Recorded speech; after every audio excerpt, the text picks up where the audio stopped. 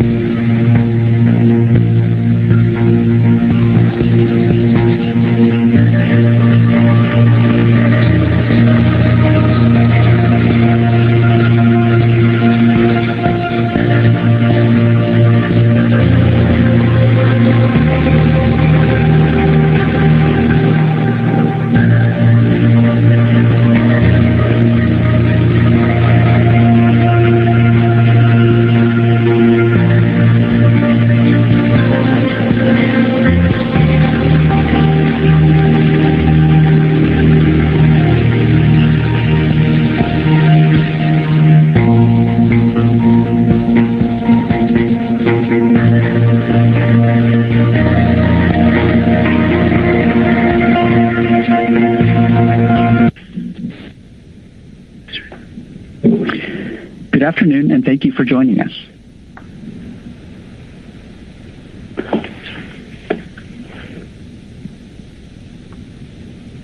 Welcome to today's Pinterest fourth quarter earnings conference call.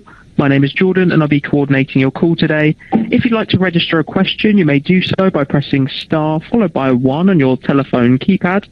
I'm now going to hand over to Neil Doshi, Head of Investor Relations, to begin. Neil, please go ahead. Thank you, Jordan. Good afternoon, and thank you for joining us. Welcome to Pinterest's earnings call for the fourth quarter and full year ended December 31, 2021. I'm Neil Doshi, Head of Investor Relations for Pinterest. Joining me today on the call are Ben Silbermann, Pinterest President and CEO, and Todd Morgenfeld, our Chief Financial Officer and Head of Business Operations. Now I'll cover the safe harbor. Some of the statements that we make today regarding our performance, operation, and outlook, including the impact of the COVID-19 pandemic, may be considered forward-looking, and such statements involve a number of risks and uncertainties that could cause actual results to differ materially. In addition, our results, trends, and outlook for Q1 2022 and beyond are preliminary and are not an indication of future performance. We're making these forward-looking statements based on information available to us as of today, and we disclaim any duty to update them later unless required by law. For more information, please refer to the risk factors discussed in our most recent Forms 10-Q and 10-K, filed with the SEC and available on the Investor Relations section of our website.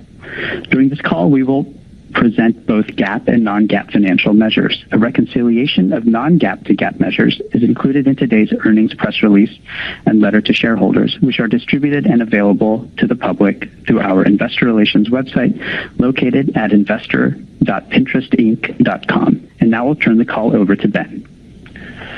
Thanks, Neil, and hi, everyone. Thank you for joining the call.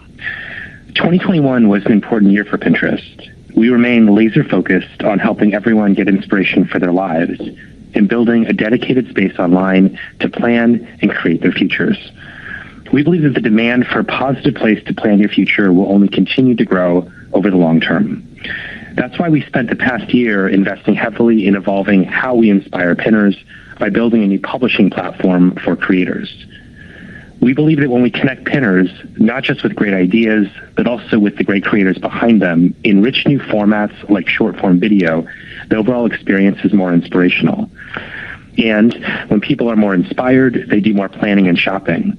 Advertisers are able to reach consumers with more intent, and that in turn drives more value for Pinterest.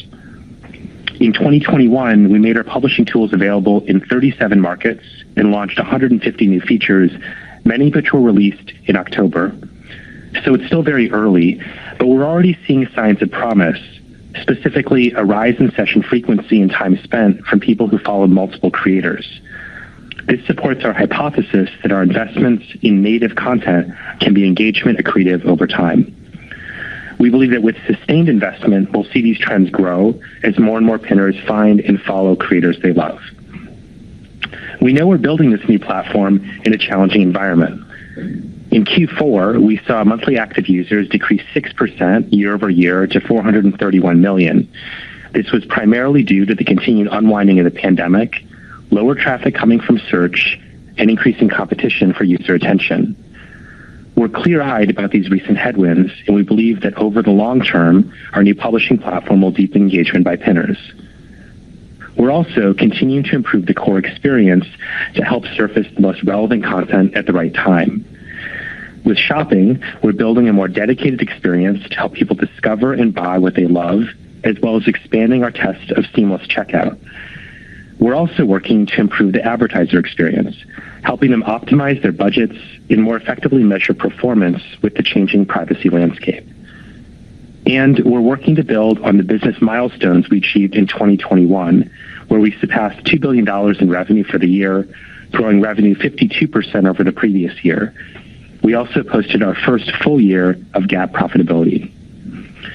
Our aspiration is to build an end-to-end platform that gives people great inspiration and the tools to buy, to make, and to do those ideas for their lives, all in a space that's both positive and encouraging.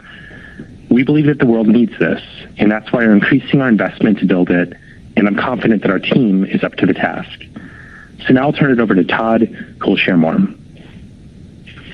Thanks, Ben. I'll share some further details on the trends that we saw in the fourth quarter and provide a preliminary outlook for the first quarter of 2022. We were pleased with the financial results that we delivered in the fourth quarter. Revenue grew 20% year over year to $847 million.